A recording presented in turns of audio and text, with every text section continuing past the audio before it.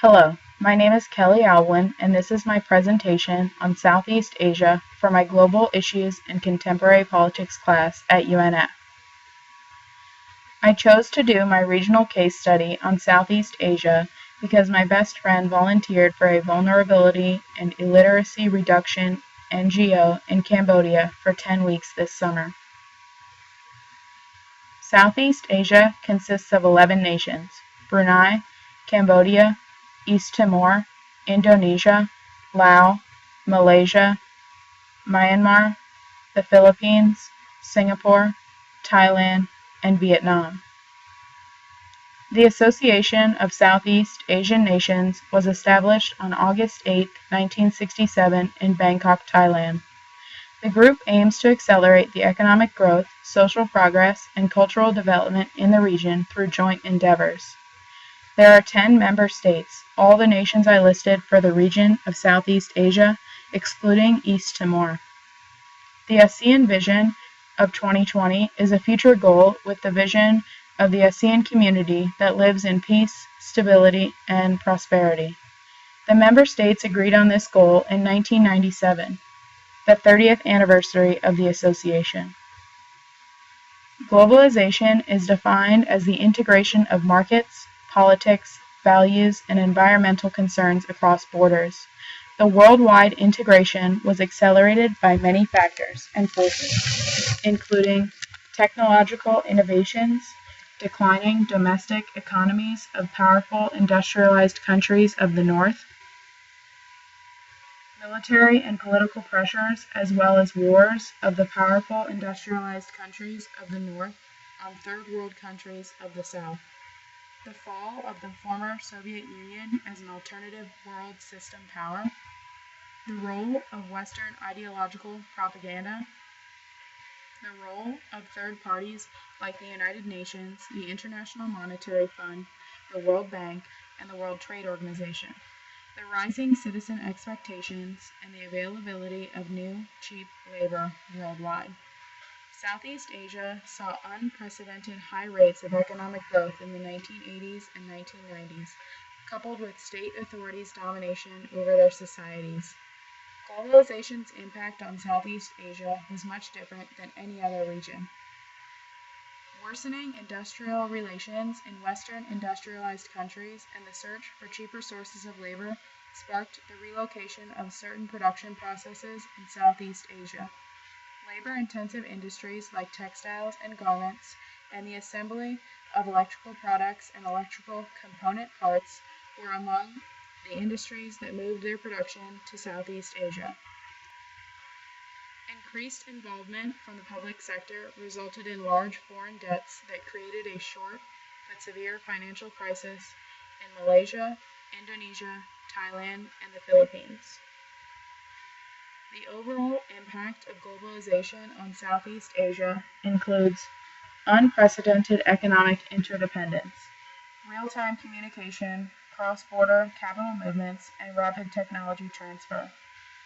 The rise of non-state actors that challenge state authority, like non-governmental organizations, global firms, and financial markets. Growing pressure on states to conform to new international forms of governance, with transparency and accountability. The rise of severe transnational problems, like energy concerns, environmental issues, and security matters that require global attention and cooperation in order to provide solutions. Since globalization is one of the major causes of environmental issues around the world, I thought I would introduce environmental concerns in Southeast Asia next. Deforestation, air pollution, and the endangerment of many animal species plagues the region of Southeast Asia. These concerns are mainly caused by the rapid population and economic growth, as well as rapid urbanization. Globalization has resulted in all three of these growth spurts. The environmental issues in Southeast Asia require global attention and cooperation. The amount of arable land that remains in Asia is very small compared to figures from 3 decades ago. The mass production of food demanded from the overpopulated region has caused the loss of forests and agricultural land. Southeast Asia is among the leaders of the worst air pollution in the world, behind East Asia and India. The region is frequently dealing with hazes. The hazes are a result of land clearing fires in the region, but specifically Indonesia. In 2013, record high levels of air pollution caused by haze were reached. The hazes can spread across multiple countries, and it has become a health and safety concern. In 2002, members of the Association of Southeast Asian Nations signed the Agreement on Transboundary Haze Pollution. This became the first regional agreement in the world that binds a group of contiguous states to tackle transboundary haze pollution resulting from land and forest fires. The air pollution is detrimental to the region's health. It affects the crop yield, and it can spread across borders by acid rain or haze. Over the last few decades, technological advances have decreased and the amount of pollution in the region, but it still remains a concern. Southeast Asia is home to many endangered animals. The animal population has decreased significantly because of deforestation and poaching.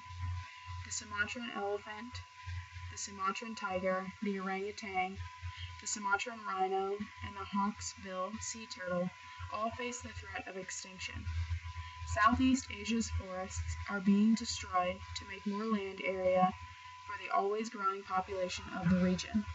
Rainforests are home to more than half of the world's plant and animal species, and they are suffering at a rapid rate because of globalization and overpopulation. Most of the endangered animals live in Southeast Asia's last intact rainforests in Borneo and Sumatra. These animals are extremely significant because of their roles in the ecosystem. Each animal contributes to their habitat, and the dwindling population of endangered species has scientists concerned for the ecosystems. Back in May, 9 Chinese fishermen were charged for poaching hundreds of endangered sea turtles in the Philippines. The men face as many as 20 years in prison for gathering critically endangered species. It is uncertain for how much jail time the men will face because they were fishing in contested waters. The Chinese Ministry of Foreign Affairs has called for the fishermen's immediate release, claiming that they were in Chinese territory when the Filipino Maritime Police arrested them. Human rights are the rights you have simply because you are a human, but it actually seems to depend on where you live, whether or not you are entitled to human rights. Hundreds of organizations around the world are fighting for human rights. Organizations like Amnesty United, Human Rights Watch, and Human Rights Now. Southeast Asia is littered with human rights violations, especially in Brunei, where Sharia law was just adopted. Sharia law is an extremely strict Islamic criminal law that includes harsh punishments like flogging, dismemberment, and death by stoning for crimes like theft, rape, adultery, sodomy, homosexuality, and alcohol consumption. Amnesty International said that it will take the country back to the Dark Ages. They also said, along with many other human rights organizations, they are working to get the law revoked. The United Nations has also condemned Brunei and its sultan. Stoning someone to death is illegal because of international law. There are also many people concerned about women because they are more likely to be stoned to death than men. Both Cambodia and Thailand suffer from restrictions of free speech and free press. In 2013, Cambodia cracked down on freedom of expression and freedom of the press. Cambodia's penal code was enacted in 2010. It unjustifiably restricts freedom of speech and freedom of expression. Print media, radio, and television are affected the most by control and censorship from the government. In Thailand, martial law was declared by the army in May of 2014 in order to end violence and political conflict. Thailand's army has ordered TV stations and radio stations to suspend their operations. The martial law prohibits the publication of news that affects the peacekeeping of officials. Also, any media that causes suspicion or misunderstanding is prohibited. Those are only a few of the human rights violations that exist in Southeast Asia. This is obviously an enormous issue that many countries in Southeast Asia are faced with. It seems hard to understand the challenges humans face around the world because of our democracy and human rights support in the United States. Human rights organizations around the world are putting in a huge effort to combat this problem. But I think people need to be more aware and everyone needs to work together to fight human rights violations around the world. No discussion about Southeast Asia in 2014 would be complete without mentioning the two commercial Malaysia Airlines flights that met their demise in just over a 4-month span. On March 8, 2014, Malaysia Airlines flight MH370, a flight from Kuala Lumpur to Beijing, captured the world's attention for weeks by vanishing over the Gulf of Thailand, with 239 people on board. The mystery of the flight's sudden and complete disappearance still has the world's top air safety authorities baffled. Many nations, including the United States and Australia, searched the vast Indian Ocean, spending a lot of time and effort searching hundreds of miles away from what is now thought to be where it met its watery grave. To this day, no wreckage of Flight MH370 has been retrieved, despite tens of millions of dollars spent on recovery efforts.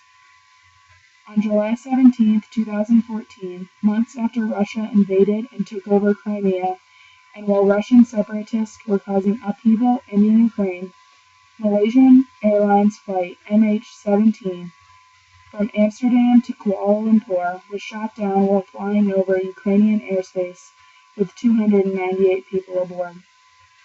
Based on the release of American military intelligence on Flight MH17, the plane was shot down by a surface-to-air missile provided by the Russians to the rebels and with consulting help from the Russian military in order to successfully launch it.